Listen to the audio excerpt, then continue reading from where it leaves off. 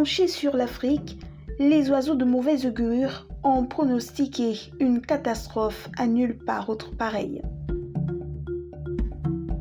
Pour eux, la Covid-19 serait inévitablement dévastatrice pour ce continent africain sans infrastructures suffisantes et avec des systèmes de santé fragilisés par un manque criant de personnel médical.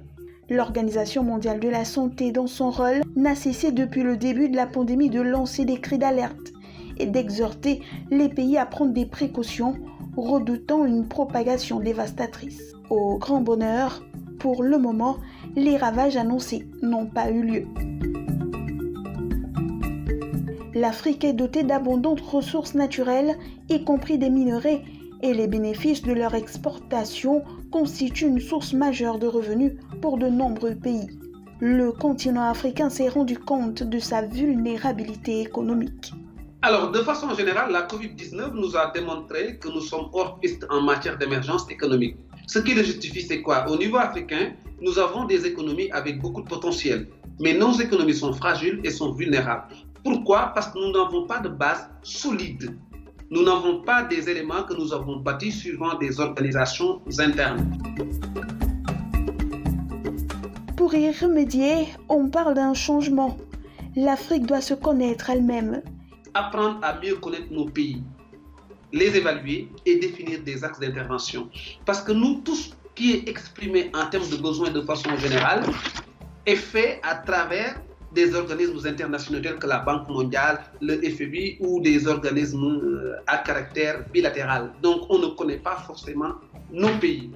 Donc, c'est vrai que l'Afrique a inventé des stratégies pour apporter des solutions. Cependant, les solutions de proximité devraient être privilégiées en termes de positionnement. Pourquoi? Parce que tout simplement, toute notre économie est basée sur une phase informelle.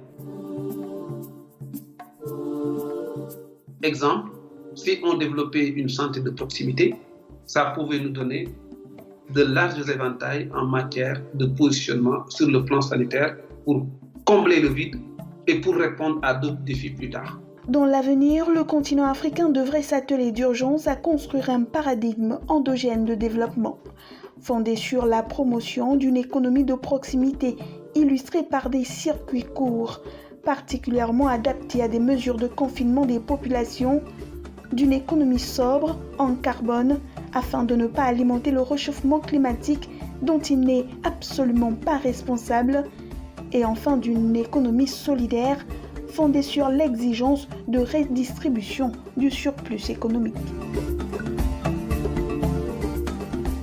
Car la réalité est là, faire comme si de rien n'était lors de la reprise économique post-pandémique ne fera que renforcer les difficultés du continent.